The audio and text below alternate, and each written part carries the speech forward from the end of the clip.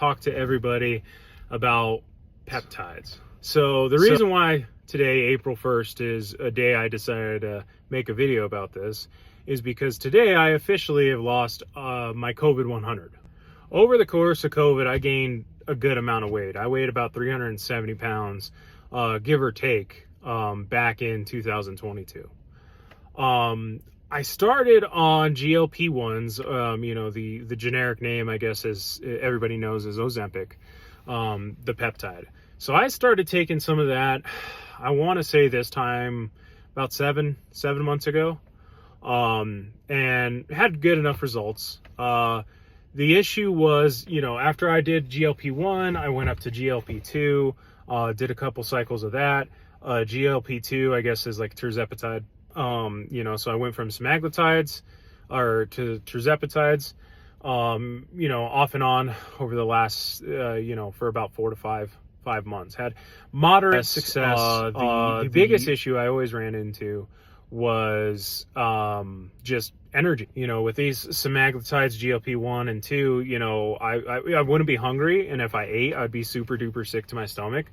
But beginning of this year, 2026, in January, I started taking, I call it the hard R, because I don't know how to, it's retatrutide, I don't know how to pronounce it, call it the hard R, GLP-3. That's when I started taking this.